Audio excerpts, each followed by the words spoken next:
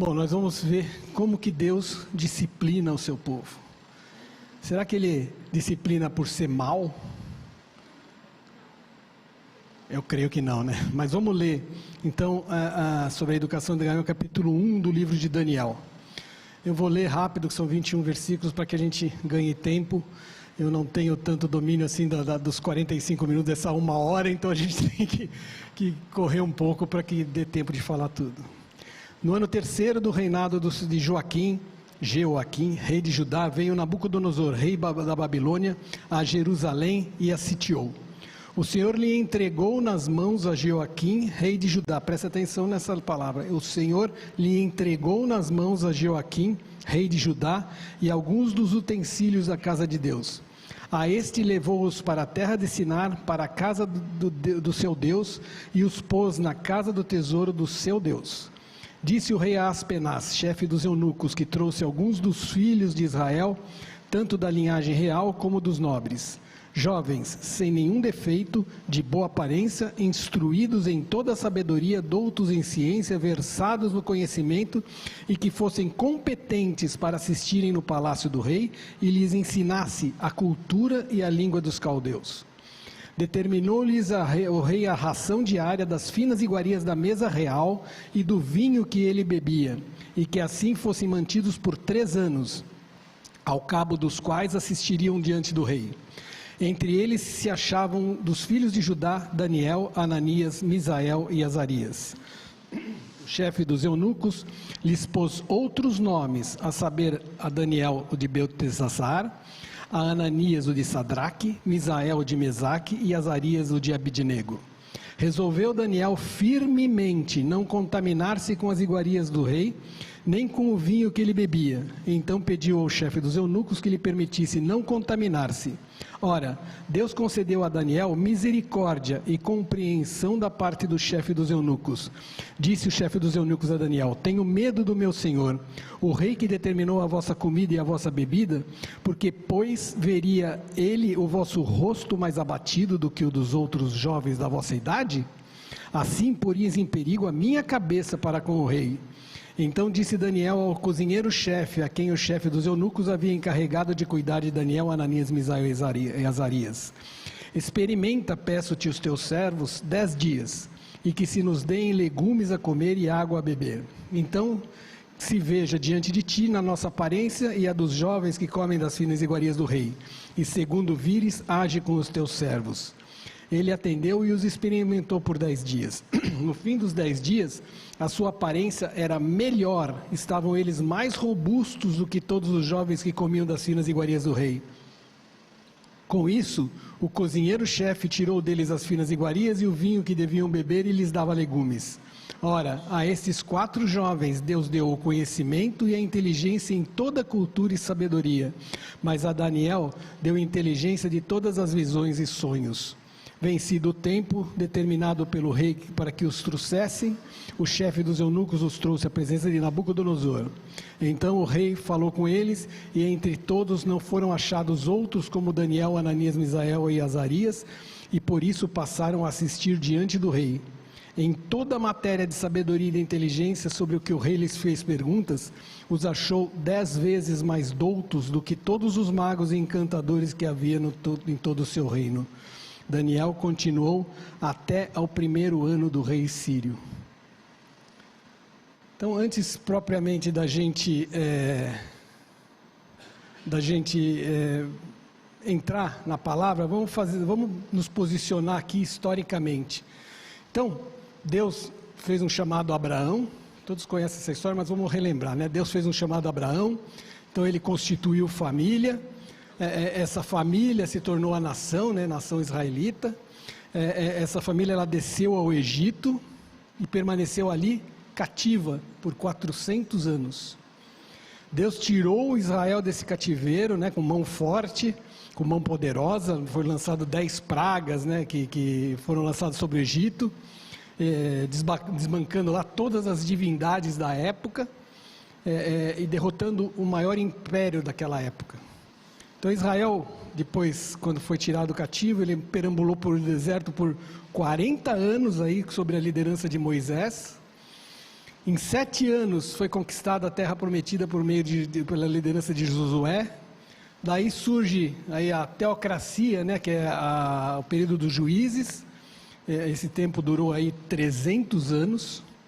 Israel, ele navegou ali entre o pecado, o juízo, o arrependimento e a restauração. Aí depois da teocracia veio a monarquia, né, o período dos reis, 120 anos. E ali nesse período dos reis houve uma união, né, união dos reinos sobre o reinado de Saul, Davi e Salomão. Só que com a morte de Salomão em 931 a.C., né, aí já sobre o domínio de Roboão, o reino foi dividido, né, foi reino do norte e reino do sul. O reino do norte ele era formado por 10 tribos, né, ele teve 19 reis com 8 dinastias. E aí a gente viu que nenhum rei dessa época era piedoso, né, todos eram maus e desobedientes à palavra de Deus. Então eles foram levados cativos para a Síria em 722 a.C. e nunca mais foram restaurados, então foi extinto. O reino do sul era formado pelas tribos de Judá e Benjamim, né, que essas tribos elas procediam da dinastia de Davi. Teve 20 reis e também experimentou altos e baixos, momentos de glória, momentos de calamidade, teve reis piedosos, reis desobedientes, perversos. E esse reino, ele alternou, né, a momentos de volta para Deus e de afastamento de Deus, momento de rebeldia. E nesses momentos de rebeldia, porque o povo abandonou a Deus, né, não quis ouvir a palavra de Deus, nós estudamos Jeremias aqui, a gente viu o que aconteceu, Deus derramou juízo sobre essa nação. Então os caldeus, eles atacaram, né, e Deus entregou nas mãos de Nabucodonosor, o rei da Babilônia, entregou o seu povo. Meu irmão, a primeira coisa que eu quero que vocês prestem atenção é que nada acontece pelo poder do inimigo, não. Tudo acontece por Deus. É Deus que permite a ação do inimigo. Então, os egípcios, eles, liderados ali pelo faraó Neco, e os assírios, eles disputavam aquele território para que fosse o maior império da época. Só que com aquela luta eles foram se enfraquecendo, e aí os babilônios entraram, derrotaram e formaram o Império Babilônico, né, tornando o maior e mais forte império da época. Aí o que aconteceu? Nabucodonosor ele fez 3 incursões sobre Jerusalém, lá em 606 a.C. E aí depois, na terceira, ele derrotou, destruiu Jerusalém, levou cativo os servos, né, os nobres, os sábios, entre eles Daniel, e destruíram o templo e saquearam o templo. Aqui tem um detalhe, o povo de Deus estava dando mais ênfase à presença no templo do que na presença de Deus. Então eles achavam que se estivessem dentro do templo, tudo estava bom. Então ali eles se sentiram seguros porque eles estavam dentro do templo e não na presença de Deus. Aí Deus permite que seja destruído o templo, seja saqueados os utensílios, para mostrar para o povo que Ele é Deus e não as coisas. Então nesse cenário que Deus começa a trabalhar em seu povo, né? O Império Babilônico foi criado, já falei aqui das muralhas de 30 metros de altura, etc. Foi criado dentro da Babilônia, uma das 7 maravilhas do mundo antigo, né, que é os jardins suspensos da Babilônia. E é nesse cenário que Deus começa a trabalhar no povo dele. Israel estava cativo, estava sofrendo, estava chorando, né, até sonhando aí com uma vingança, né? Como diz lá no Salmo 137, de 1 a 9, mas grandes lições são dadas a nós hoje aqui, né, nesse limiar de 2024, que a gente precisa estar muito atento a esses ensinamentos de Deus, porque sempre, em todo tempo, a disciplina de Deus é sempre a nosso favor. Não para nos prejudicar, não para nos maltratar, não porque Ele é sarcástico, não. Deus nos ama com amor ágape e Ele disciplina. A disciplina é um ato de amor. Hoje eu sei bem o que é isso, né? Disciplinar um filho não é fácil. Dói. Dói mais na gente do que neles, mas é necessário. É necessário você dar limites. Então, a primeira situação que tem é que Deus disciplina seu povo quando ele deixa o quê? De obedecer a palavra de Deus. Como eu falei, a disciplina, ela é um ato de amor. Ainda que seja extremamente triste, difícil ministrá-la, é um ato de amor. E tem algumas verdades que são destacadas aqui. A primeira dela é que a obediência traz bênção, mas a desobediência é uma maldição. O que quer dizer isso? Os tempos de prosperidade, os tempos de crescimento de Israel foram grandes ali durante o reinado dos homens. Só que dos homens que andaram com Deus, não dos desobedientes. Então, sempre que um rei se desviava dos caminhos do Senhor, havia jugo, havia maldição. O povo se corrompia e sofria aí amargamente. No tempo do cativeiro, o rei e os sacerdotes e o povo estavam mergulhados ali num pecado de depravação. Estava uma depravação moral, uma depravação espiritual tão grande que Deus teve que intervir. Porque Ele não permite isso. Em segundo lugar, quando o povo de Deus é derrotado, a causa principal nunca é o poder do inimigo, mas o seu próprio pecado. Se a gente pega a criação, nós fomos criados perfeitos. A imagem e semelhança de Cristo, nós somos um espelho de Cristo. Aí quando houve o pecado ali, houve uma cisão. Então nós deixamos dessa perfeição de lado e nos tornamos imperfeitos. E aí o pecado é a causa de todos os males, diz a palavra. Então Judá, a gente precisa ter noção de que Judá, ele não caiu, não foi derrotado, ele foi entregue por Deus para Nabucodonosor. Nabucodonosor não prendeu o rei, Deus entregou. O templo não foi destruído, os utensílios da casa não foram saqueados, Deus entregou. Então, o povo que foi feito cativo foi obra de Deus. Por quê? Ele precisava trabalhar no caráter do seu povo. Ele precisava trabalhar porque ali estava tendo um desvio de caráter, estava tendo um desvio de postura. E a gente vive para cumprir os propósitos de Deus. E Deus nos disciplina para que os propósitos dele sejam cumpridos. Porque os planos de Deus são perfeitos, não os nossos. Em terceiro lugar, o ser humano, ao invés de contristar e agradecer a reprimenda de Deus, ele prefere deixar de ouvir a sua voz e se afastar dos seus caminhos. Irmão, sempre que os homens endurecem o coração, sempre que ele deixa de ouvir a palavra de Deus, o juízo vem. Não sou eu que estou falando, é a palavra que fala. A Bíblia nunca será destruída, nunca será extinta. Ela apenas vai se transformar em combustível. Não posso sair aqui que eles... ela vai se transformar em combustível para que o juízo de Deus caia. Então, em quarto lugar, a certeza do cumprimento das promessas de Deus sobre a obediência e a reprimenda devido à desobediência deveria levar o povo ao arrependimento. Será que quando a gente é repreendido por Deus, será que na hora que Deus está trabalhando, está nos apertando ali, a gente entende que a gente precisa se arrepender? Será que a gente entende que aquilo está acontecendo porque nós cometemos algum erro que entristeceu a Deus, e Deus está nos dando uma oportunidade da gente se corrigir perante Ele? Será que esse é o nosso entendimento?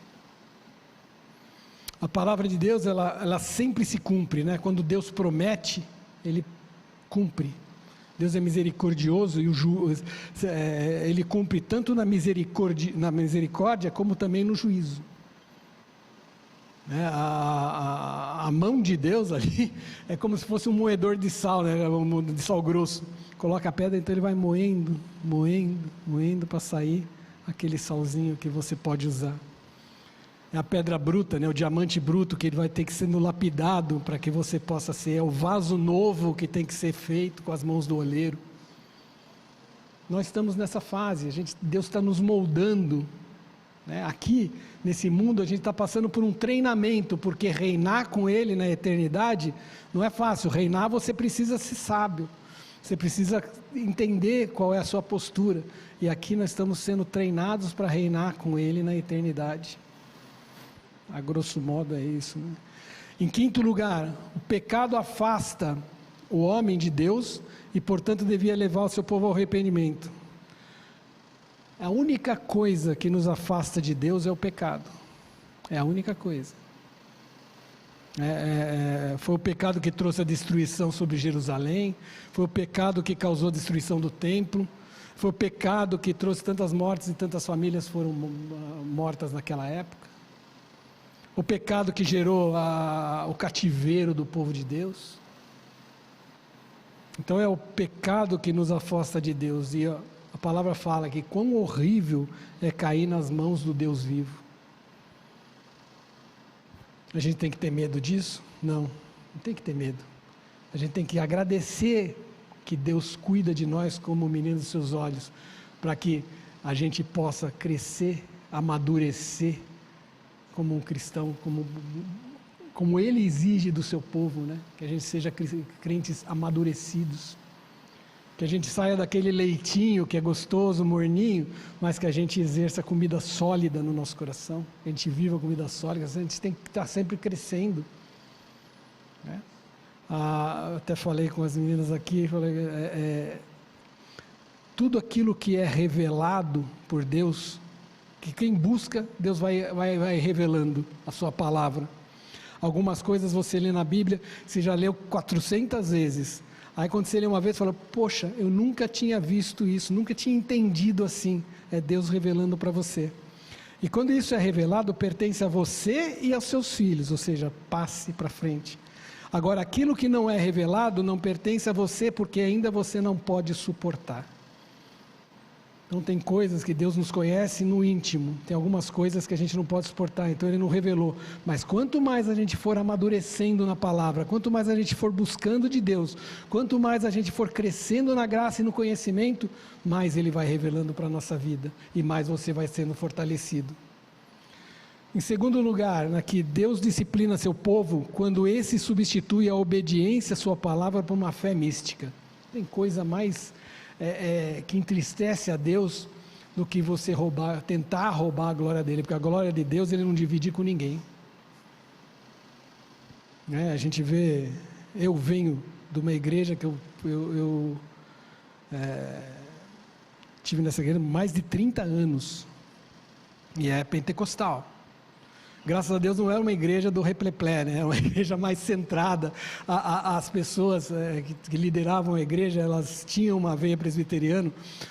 Os pastores não eram presbiterianos, mas o filho era um pastor presbiteriano, a filha até hoje está na igreja presbiteriana no Morumbi. Então tinha uma verve presbiteriana. E aí era Deus trabalhando na nossa vida para que a gente entendesse que por mais que o homem tente, ele não rouba a glória de Deus, nunca. Ele não divide a glória de Deus com ninguém. Então, quando os verdadeiros tesouros, né, espirituais são perdidos na nossa vida, a perda desses tesouros materiais vem na inércia. Então, o povo de Deus ali, ele já tinha perdido os bens, né, já tinha perdido a casa, todos os bens que eles tinham, e estavam perdendo os tesouros espirituais, né, a confiança que eles tinham em Deus estava sendo aviltada, a intimidade com Deus estava sendo derribada. Essa intimidade com Deus a gente nunca pode deixar de ter. Por isso que a palavra fala, entra no seu quarto, fecha a porta e tenha um particular você e Deus. É a verticalidade, é você e Deus. Ali você rasga o seu coração, ali você fala todas as suas mazelas para Deus. Ali Deus vai falar com você. Eu lembro aqui, eu acho que na aula da Andréia, eu não me lembro quem perguntou qual o limite de você entender, ouvir a voz de Deus ou não. Deus fala com a gente. Deus fala com a gente e você sabe como Deus fala com você. Às vezes você está ali conversando, orando, etc., ou fazendo qualquer coisa, e de repente você sente, opa, tem algo errado. Quando você está caminhando no caminho certo com Deus, você está sentindo paz no coração. Aí, meu amigo, ande, caminhe, não pare, tenha coragem, vá em frente, quando você tem paz no coração.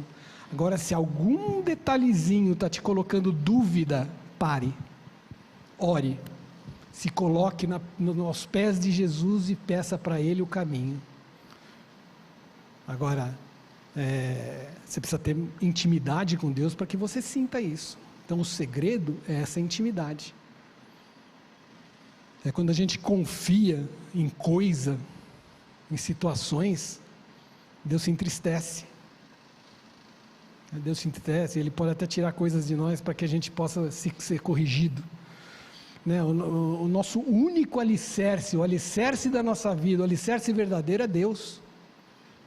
A gente não deve depositar nossa fé, nossa confiança em nada mais, só em Deus. Meu irmão, quantas vezes você já ouviu isso? Que a nossa confiança, a nossa fé, nosso alicerce, Deus é tudo para nós. Quantas vezes você já ouviu isso? O pastor fala aqui quase que toda semana. Nas EBDs a gente escuta isso aí quase toda semana. O livro de Jeremias, a gente escutou direto isso aí nos ensinamentos. Por que a gente não pratica? A gente é difícil. Nós somos difíceis. Eu fico imaginando Deus, falando, meu Deus do céu, eu ensino tanto e olha o que aquele rapaz está fazendo. Olha o que o Antônio Carlos está trilhando ali, não é por aí, é por aqui. Só que a gente é teimoso.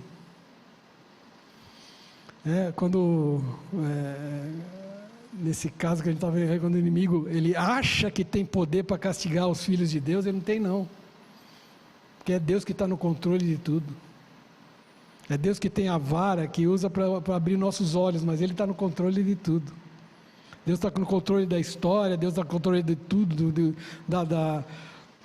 Se você pegar aquilo do primeiro sonho de Nabucodonosor, a gente vê que Deus está no controle de tudo, inclusive que Ele levanta impérios e Ele derruba impérios. Eu já falei isso aqui, o pastor falou no culto passado, mas o sonho falava dos impérios, né? Império Babilônico caiu, Império Grego-Macedônio caiu, Império Persa, Medo-Persa caiu, o Império Romano caiu.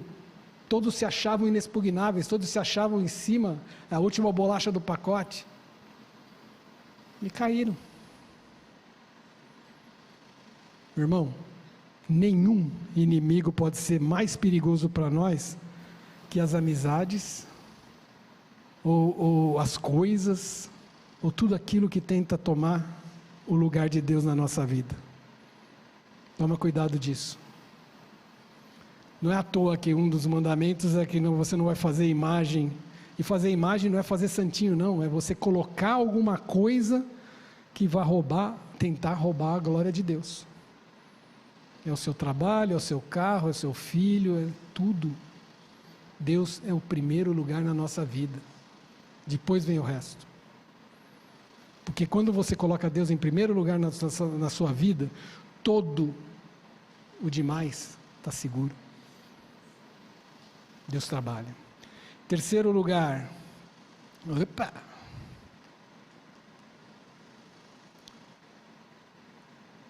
está lá junto. Para mostrar que Ele, quem está no comando de tudo, né? Disciplina seu povo, para mostrar que Ele está no controle de todas as coisas. É importante que a gente perceba que Deus nunca perdeu e nunca vai perder a soberania. É Ele que é onipotente, é Ele que é onipresente, é Ele que é onisciente. Deus nunca perde a sua soberania. É Deus que comanda ali quem está invadindo, é Deus que comanda quem está sendo invadido. Então a soberania de Deus ela inclui não somente atos de misericórdia, mas também atos de juízo. Isso está em Isaías 45:7. Então, à luz daquele texto de Daniel, a gente aprende algumas lições que são oportunas e práticas. A primeira lição é que o cálice da ira de Deus não compensa, né? Um dia ele vai vir e vai transbordar, e vai acontecer. O juízo de Deus vem. Então a paciência de Deus tem limite. Ele é longânimo, porque a gente precisa que seja trabalhado na nossa vida, mas um dia ele vai falar, chega. Então, o mesmo Deus que ele adverte, mesmo Deus que aconselha, o mesmo Deus que exorta, que chama, que insta, é o mesmo que tem a vara, né? O mesmo que tem a vara para nos disciplinar. E quem não ouve a voz de Deus, vai ouvir o rugido do leão da tribo de Judá. Não tenha dúvida. Em segundo lugar, o pecado não compensa. Irmão, tudo isso a gente já ouviu, já sabe, agora é necessário lembrar, é necessário que a gente fale sempre isso, que o pecado não compensa. Então aqueles que vivem na prática do pecado, meu irmão, pecado tem um detalhe, ele começa sempre pequenininho, não tem pecado que seja ruim. Eu não estou aqui instigando o pecado, mas se o pecado fosse ruim, ninguém fazia, ninguém cometia. Então se você der vazão aquele pedacinho, aquele pouquinho, aquilo vai crescendo. É igual um bolo fermentado, o bolo gostoso que a gente tem. Mas o bolo você coloca fermento, ele vai crescendo. O pecado também é a mesma coisa. Então a gente tem que matar o pecado na inicial. É a mesma coisa daquilo que eu falei na devocional. Quer dizer, o cara chegou e me ofereceu dinheiro para que a empresa dele seja vencedora. Se eu chegasse e desse e não cortasse ali e falou, meu amigo, tchau, você está fora da concorrência. Se eu começasse a ouvir, o diabo vai trabalhando na sua mente até a hora que você chega e cai. Então corte o pecado na inicial. Você sentiu que perdeu a paz, corte. Então aqueles que vivem na prática do pecado, um dia ele vai ser apanhado. A palavra fala, louco, é melhor que você não perca a sua alma. Caminhe com Cristo. Quando você caminha com Cristo, Ele te fortalece. Terceira lição é que a religião apenas de rótulo não pode nos ajudar no dia da calamidade. Meu irmão, ninguém pode enganar Deus. Se você tem a palavra de Deus como religião, já começa errado. Aquilo é um manual de vida, é confissão de fé. Aquilo é para você viver, não para você decorar ou saber aonde está. Não, é importante você decorar algumas coisas e tal, mas é importante que você entenda e você viva a palavra de Deus. É importante, porque tem muita gente que sabe, o diabo sabe a Bíblia de cor e salteado, só que ele não vive. A diferença nossa é que a gente tem que saber e viver cada situação. Então a gente tem que tem muito religioso aí que não leva a palavra de Deus a sério. E aí eles são cativos do mundo. Quarta lição é que o amor de Deus é visto até mesmo na disciplina. Então a gente vê que Deus ama tanto o povo, tanto amor, que Ele usa o chicote para nos disciplinar. O que eu falei, nós somos difíceis. A gente não é fácil. Então Deus usa de situações pesadas na nossa vida, às vezes, para que a gente abra os olhos. Porque se Ele chegasse só com amor, meu amigo, você nem aqui estava. A gente fala que você vem para Deus ou por amor ou pela dor. Se alguém daqui veio pelo amor, levanta a mão, por favor. A gente vem para Deus pela dor. Você está buscando um caminho. Você está buscando alguma coisa na sua vida e você vai buscando a Deus até uma hora que você acha. Mas ninguém vem por amor, não.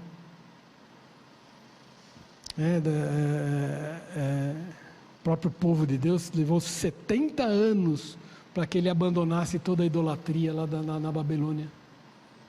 Levou 40 anos no deserto para quebrar o Egito dentro dele. Não é fácil.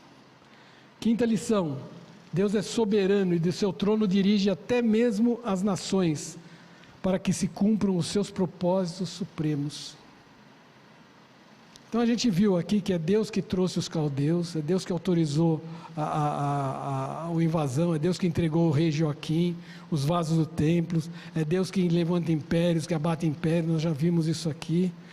Então a providente mão de Deus é que está por trás do castigo do povo. do nosso castigo, é a providente mão de Deus, é a providência de Deus que nós sejamos castigados para que a gente cresça.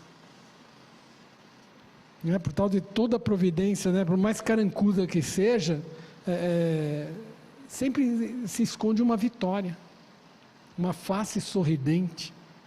Porque quando você muda, quando você alinha seu caminhar com Cristo, você é mais que vencedor.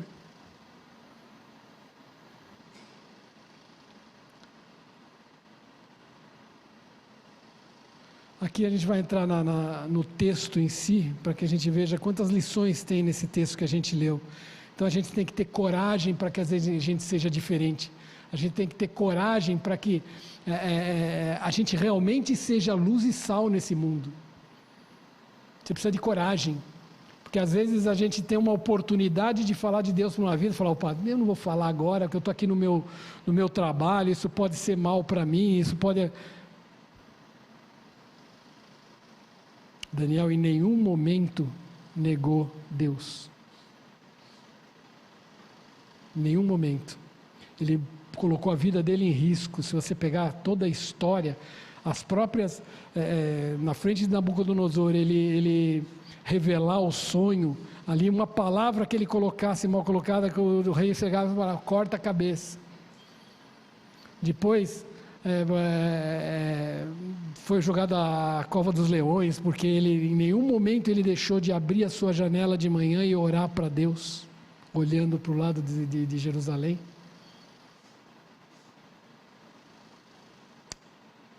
É essa postura que a gente tem que ter. Nós estávamos falando de integridade, é essa integridade que a gente tem que ter perante Deus. Defender Ele em todos os momentos da nossa vida. Então, a gente já viu que a nação israelita ali, ela estava vivendo em desobediência a Deus, total desobediência a Deus. Então, todo aquele tempo de fervor espiritual que tinha sido derribado, acabado. E aí, o problema principal ali era que o povo estava caindo no relativismo. Qualquer semelhança é mera coincidência, mas hoje em dia a gente vive isso, né? Ah, não é bem assim, a coisa não é bem assim, hoje na modernidade, hoje a gente tem que abrir, é o novo normal. Isso não é para a nossa vida, não. Isso não é para a nossa vida. A palavra é um cânon fechado. Nada entra, nada sai. A gente precisa aprender e viver. Não tem novo normal para Deus, já falei isso aqui na devocional passada, mas não tem novo normal. A gente tem que amar as vidas? Tem que amar as vidas, mas nunca compactuar com o erro. Então você tem que ter coragem de falar, meu irmão, isso aí está errado. Não deixa chamar de irmão. Então, mediante tudo isso que a gente está vendo, principalmente ser jovem, Daniel, ele quando foi preso, ele tinha de 17 para 18 anos,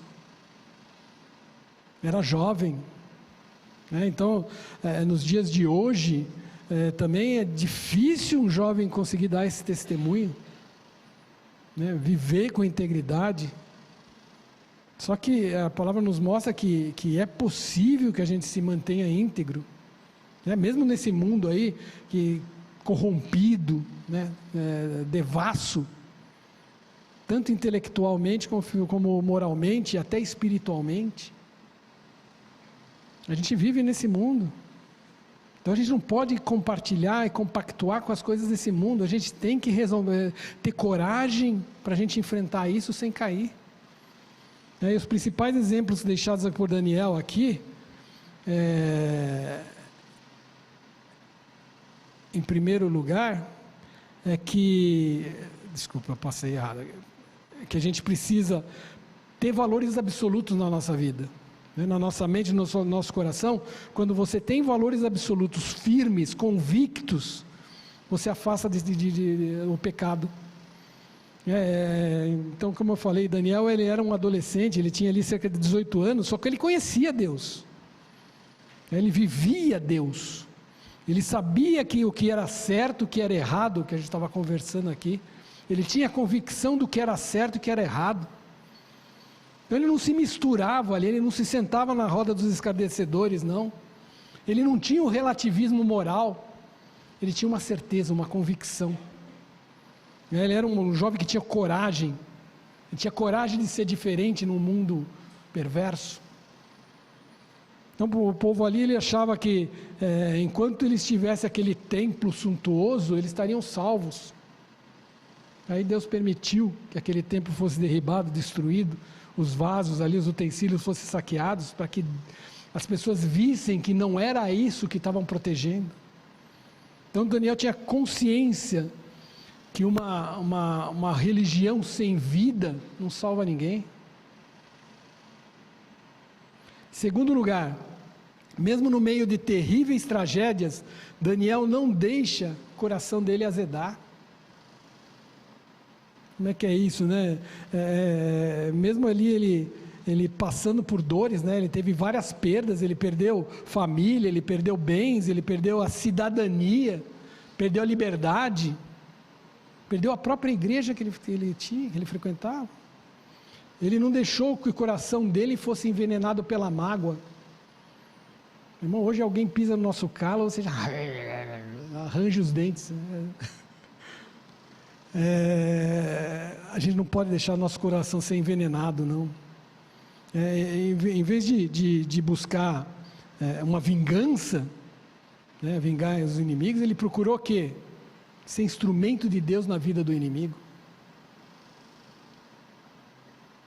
Ele não era um jovem que era influenciado, ele era influenciador. As pessoas que foram levadas cativas, elas estavam ali entregues à depressão, à nostalgia, né, à saudade, o choro, o desânimo, a amargura, até o ódio. Daniel não, ele esteve firme.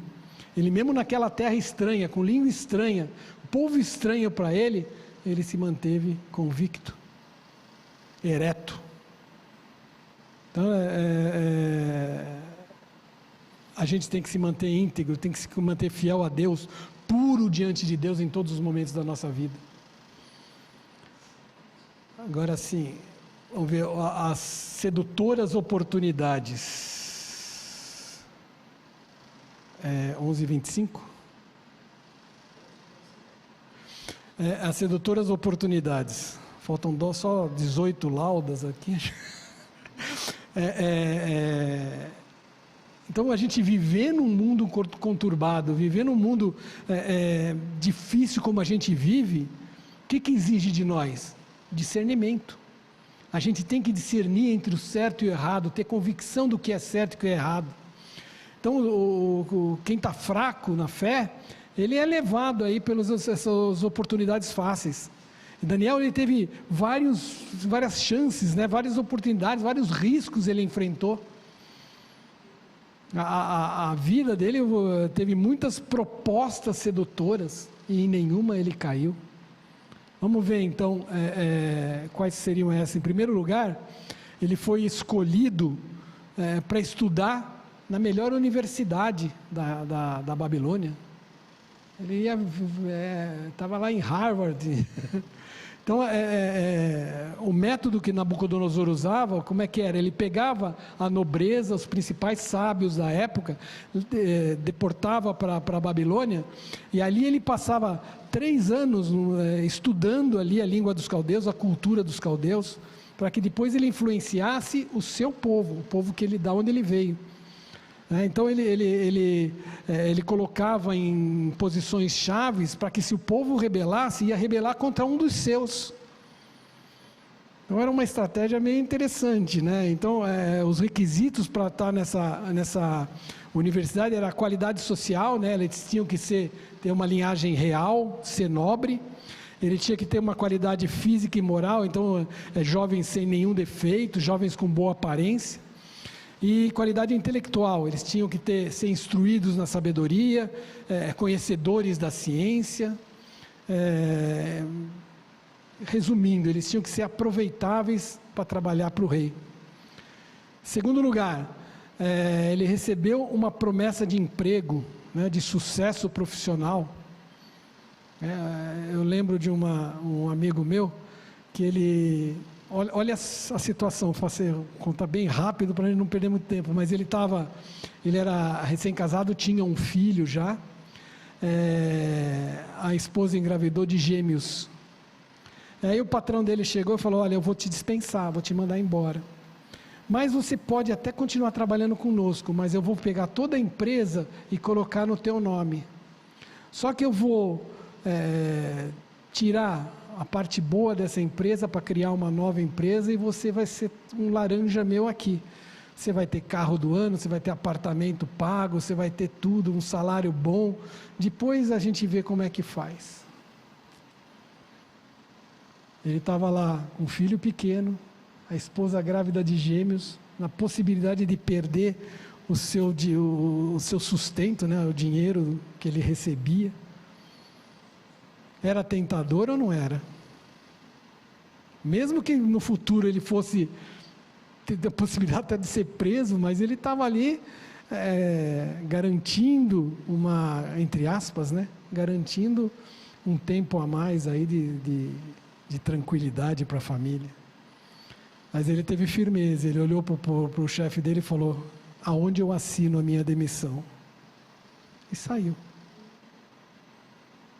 Não demorou um mês, ele estava empregado no emprego melhor, com salário melhor, não com todas as condições que foram expostas para ele, mas com uma condição que ele poderia sustentar a esposa grávida, a família, e é assim que Deus faz.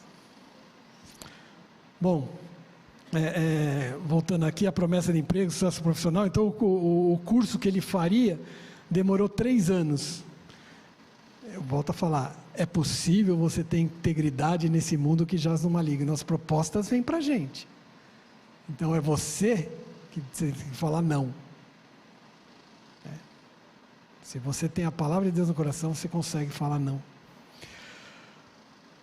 Então eles trabalhariam diretamente no palácio, diretamente com o rei. Era uma garantia de um emprego ali no primeiro escalão do governo, o governo mais poderoso daquele mundo.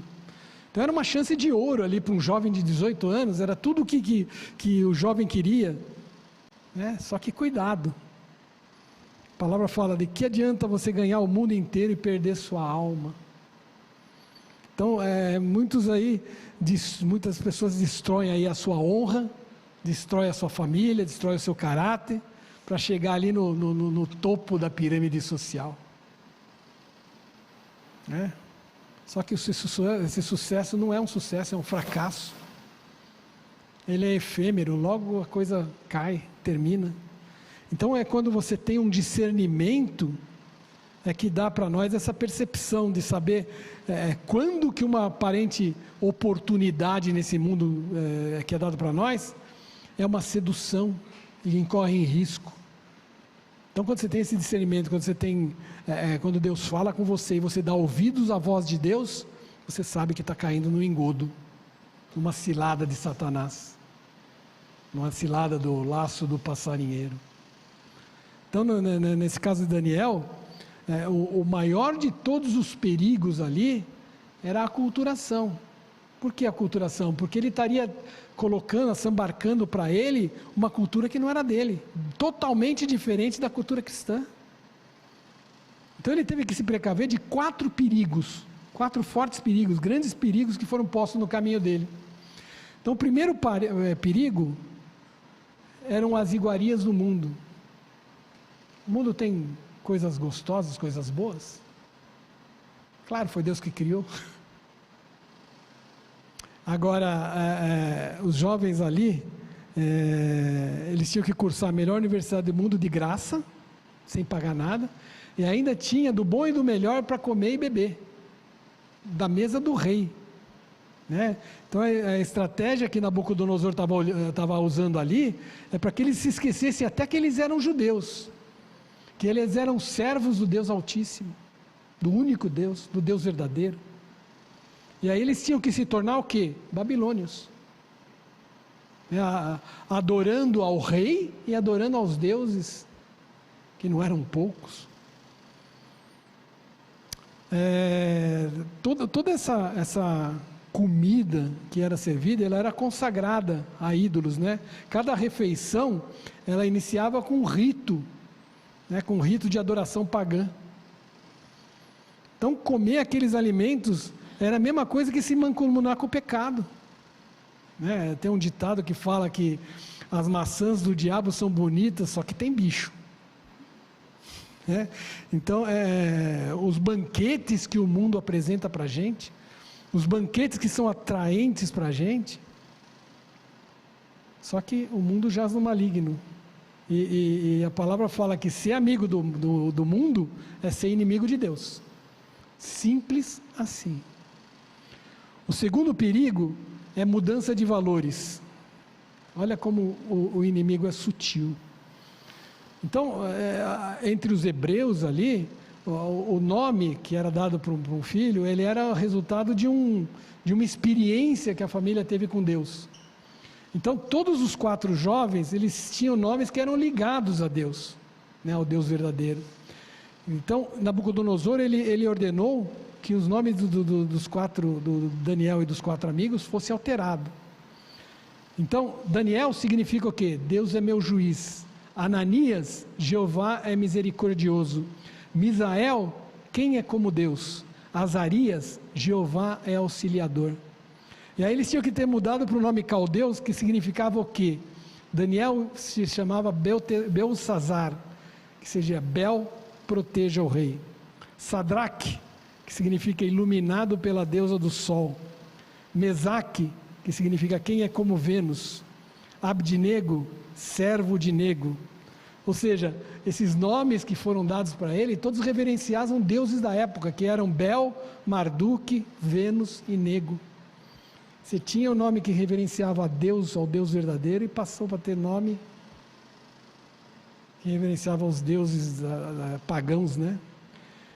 Então, a primeira coisa que Satanás faz, que o inimigo faz para atacar a nossa vida, né, principalmente daqueles que estão em cima do muro, é a identificação. Ele começa a atacar para que você não se identifique como servo de Deus.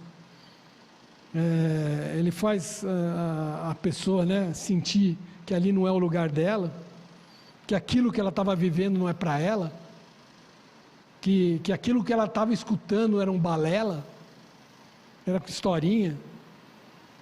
Ou seja, o inimigo ataca tudo que for convicção, tudo que ele defende começa a falar, a colocar dúvida. Então, Satanás, ele tenta tirar da memória do crente, né, ou na linguagem de hoje aí, formatar o seu HD. Daniel, ele pressente esse perigo, ele sente esse perigo, ele é alertado por Deus, ele dá ouvido à voz de Deus. E a gente vê que muitas pessoas, muitos jovens, mas não só jovens, também adultos, senhores ainda, têm se envolvido com o pecado. De tal maneira ele se envolve que ele perde o referencial, ele perde a convicção, ele transige com o erro, ele perde os absolutos e a fé vai definhando. Em terceiro lugar, o perigo que as ofertas vantajosas trazem. Então, muitos judeus, eles, ali os cativos, eles receberam várias ofertas dos babilônicos, né, da Babilônia. Eles, o que eles achavam? Muitos ali que estavam cativos, eles achavam que chegaram no paraíso. Então eles chegavam a ponto de entender que era melhor esquecer ali os absolutos da palavra de Deus, aquilo que eles tinham como defesa, do que continuar chorando, mágoa, etc. A verdade absoluta não servia mais para eles naquele contexto. Então eles se achavam ali num estágio superior do que eles estavam antes em Judá. Ali eles estavam estudando a ciência, ali eles tinham conhecimento da astrologia. Então, eles se achavam, estou numa boa. Eles tinham acesso às riquezas, eles tinham acesso aos prazeres ali regrados, né? Aí eles começaram a ter dúvidas, eles achavam, nossa, Jerusalém é muito repressora, a lei de Deus é muito rígida, é muito mais fácil viver aqui. Quantos não pensam assim? Assim,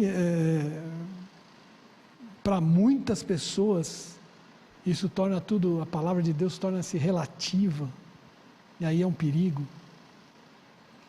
né? Os tempos estão passando muito rápido, e a gente precisa tomar cuidado com essas mudanças.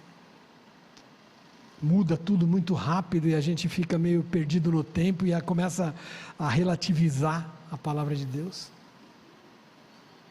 O quarto perigo é que é tudo aquilo que estava escondido por trás das vantagens do mundo. Então Daniel e seus amigos, eles entenderam que apesar do que poderia ser um benefício para a vida deles, né, aquele paternalismo da Babilônia era um caminho certo para a apostasia. Então a guerra de ideias ali, a lavagem cerebral que eles iam sofrer na universidade, a relativização moral, a própria filosofia, a cultura babilônica. E hoje tem aquela cultura, né? Ah, não tem nada a ver, não é assim.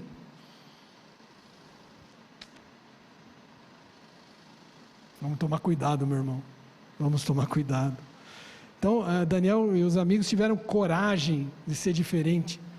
Mesmo quando eles foram pressionados a se contaminar, vocês sabem da história, quando estava Sadraque, Mesaque e Abednego numa festa, e o Deus falou, quando tocar a música, todo mundo tem que reverenciar o rei, tem que reverenciar a estátua. Eles se mantiveram de pé, e por causa disso foram jogados numa fornalha de fogo aquecida 7 vezes. Então eles estavam sendo pressionados a aviltar aquela convicção que eles tinham, e eles se mantiveram firmes. E aí, dentro do perigo, tinha um quarto homem. Jesus está sempre conosco em todos os momentos, quando você honra a palavra dele, honra a figura dele, porque aquele que honra a Deus é honrado por Deus. Então Deus não livrou ali Daniel do perigo, não, ele livrou no perigo, no meio do perigo. Então Daniel e seus amigos, eles entenderam, né, eles compreenderam que a maior batalha que eles estavam travando ali, e que hoje a gente trava também nesse mundo, é na mente. Não era uma luta pela preservação da vida, não. É uma guerra que a gente tem diariamente, de firmeza, de fé, de postura, de caráter. Daniel e seus amigos, eles não aceitaram que o meio, né, as circunstâncias que eles estavam vivendo, as pressões externas que eles estavam vivendo, aviltasse a conduta deles, a conduta cristã deles. Então eles se firmaram na verdade, eles defenderam a fé, mantiveram a consciência pura, eles não negociaram os seus valores. Nós não podemos negociar nossos valores. Todo mundo sabe aqui a definição de fé, né? A certeza, a convicção das coisas que se esperam, a prova das coisas que não se veem. Viva isso. Nós estamos falando aqui há quase 1 hora falando a mesma coisa. Decisão firme, integridade, caráter. Então Daniel, ele era um jovem determinado, era um jovem corajoso. E ali, na passagem que a gente leu, ele toma 4 posições.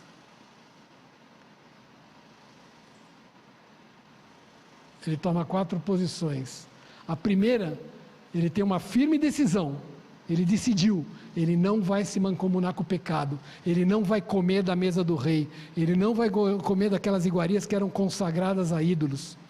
Então ele fala para o chefe dos eunucos, eu não vou comer isso, você me deixa comer legumes e beber água, eu e meus amigos, porque a gente precisa, eu quero que você faça um teste com você, o chefe dos eunucos, Aspenaz, ficou, né, com medo, porque ele falou: se vocês chegarem lá abatidos, derribados, Nabucodonosor, que pediu para eu cuidar de vocês, ver vocês nesse estado e os outros bons, ele vai cortar minha cabeça.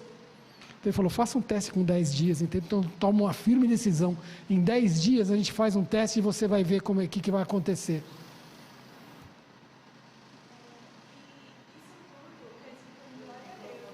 Glória a Deus.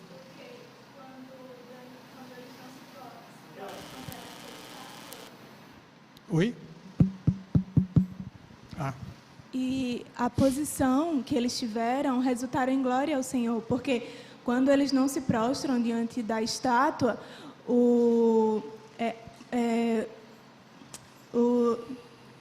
esqueci o nome dele, Nabucodonosor, ele fala: nossa, agora eu sei que vocês servem a um Deus vivo, né? Quando Daniel continua orando e ele é lançado na cova dos leões, que Dario vê que ele sobreviveu e que os outros são lançados imediatamente e devorados, ele falou que todos deveriam se prostrar e reverenciar o Deus verdadeiro, né?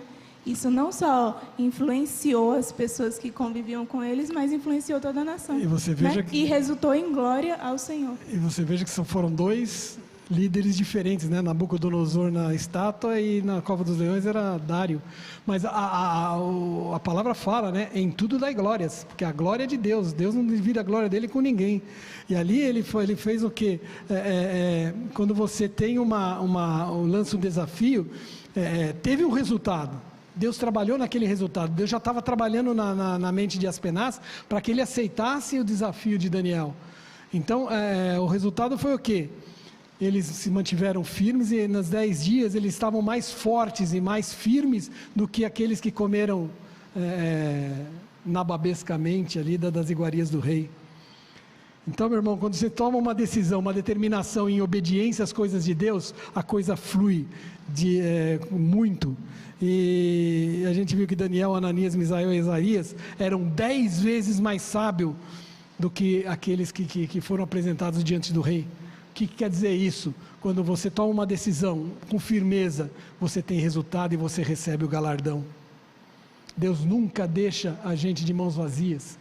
Ele fortalece a nossa convicção, Ele fortalece a nossa fé e nos dá um galardão para que a gente seja edificado e apareça perante os demais. E a Nabucodonosor,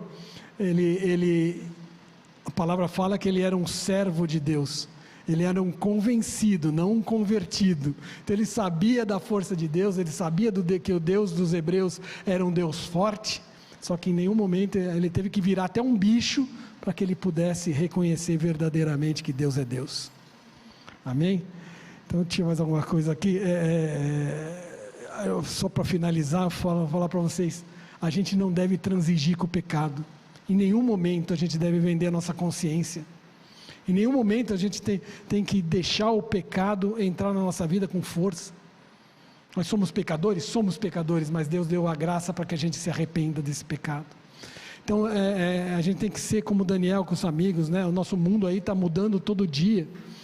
As pessoas dizem para nós aí que nada, você está sendo muito radical, os tempos mudaram, não é nada disso. A gente tem que combater o pecado em todos os momentos da nossa vida, porque a palavra fala que se o teu olho direito te faz tropeçar, arranca-o e lança de ti. Então Daniel, ele era radical na posição dele, ele não estava aberto a nenhuma mudança, não tinha novo normal para ele, né? Se essa mudança está interferindo na fidelidade dele com Deus, ele lançava fora. Para ele a fidelidade a Deus era inegociável, e para nós? Então vou deixar algumas perguntinhas aqui para que a gente responda, não para ninguém, mas internamente, né? Você tem se guardado incontaminado do mundo? Você é um influenciador? Você faz diferença no meio que você vive? As pessoas são movidas a conhecer Deus pelo seu testemunho? E aí? Consciência de cada um a vida de cada um, é a sua experiência pessoal com Deus.